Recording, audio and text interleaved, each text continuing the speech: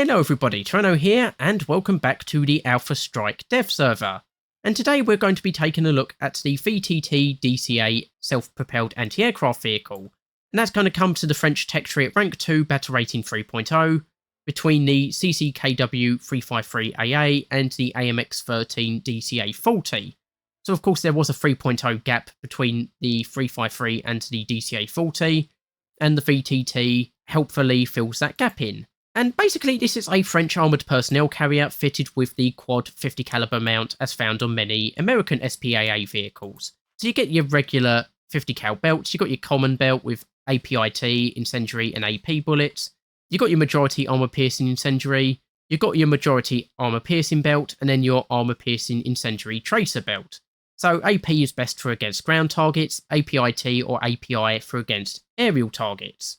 And weirdly enough, the gunner has optics of 7.5 times zoom, which is a ridiculous amount of zoom, especially at rank 2. That's got to be one of the highest zooms you can get at this rank. I mean, the AMX M4, which is from the Cold War, post-war era, only has zoom of 6 times for its gunner, and that's a, tier 4 vehicle, so I'm not entirely sure why it has such a ridiculous amount of zoom for this tier.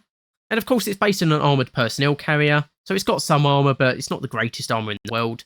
This sloped bit at the front here will definitely protect you against most small caliber weapons, but there's not much slope in here, so, you're still going to be very vulnerable against most enemy tanks, but it might protect you against some enemy aircraft at the very least. And then moving on to the engine, you've got 239 horsepower engine, with a top speed going forward of 38 miles per hour on 5 gears, and 4.2 miles per hour in reverse on 1 gear. And then you've got a crew of 4. You've got your driver down here, your gunner, who is unfortunately exposed in the gunner position. I couldn't actually see the gunner in the dev blog, so I thought maybe they'd be inside the turret, but unfortunately they are exposed outside the vehicle. And then you've got your loader and commander at the back here. So at least if a shell explodes at the front or the back, it's likely only going to kill 2 crew, although potentially hit the gunner as well. But basically one-shot kills are going to be a lot harder to perform against this vehicle, which, is a bit of an advantage. And we're going to take this out for a quick test drive just to see how it performs. So we'll quickly show off the turret traverse. That is the horizontal traverse. Take down that tree in front of us. There is that ridiculous amount of zoom, and honestly it's a bit too much zoom for against close range targets. I mean, it's probably easier for me to zoom like this.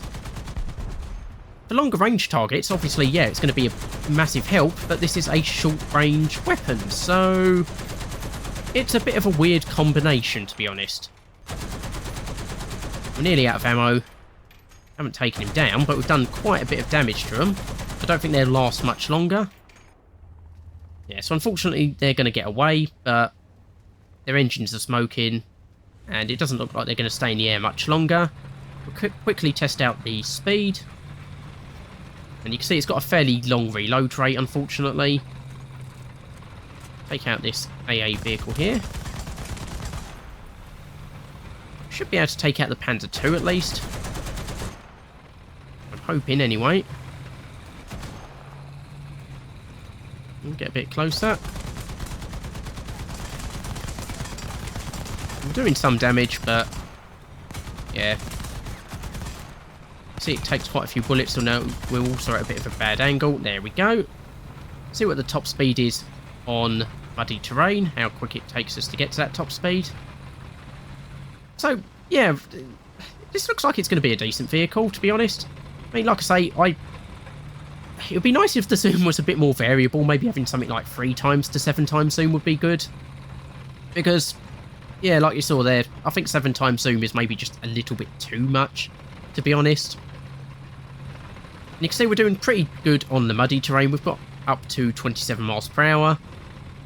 We'll probably suffer a little bit on the paved terrain compared to wheeled vehicles, but obviously most terrain you're going to be going over is muddy anyway, so this is definitely going to be much better for cross-country manoeuvring. We're up to 32 miles per hour. Just get up to that bush there, and then we'll test out the braking. So 34. We get to 35? Not quite. Oh, just barely made it. And brakes pretty decently as well. And I'll just test out the paved road top speed. And here we are on the paved roads, and you can see we've quite quickly got up to 30 32 miles per hour from our starting point. See if we can get up to 35, although it's starting to turn a little bit. I think we might just hit it as we hit the muddy terrain. Yeah, 35 miles per hour. We'll go back to the hangar.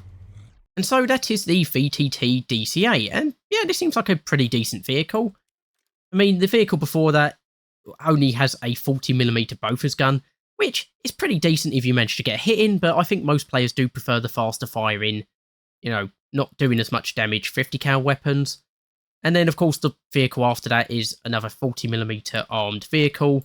Again, good if you hit your target, but if you don't, like I say, I think people do prefer these faster firing weapons like the 50 cal, and so I think this is going to be a very popular SPA vehicle for the French tech tree, and I could definitely see people using it well beyond tier 2, possibly even into tier 3 or 4, although I think you're pretty much set once you've got the TPK and the AMX 10P, but yeah, I think this will definitely be a very popular French vehicle.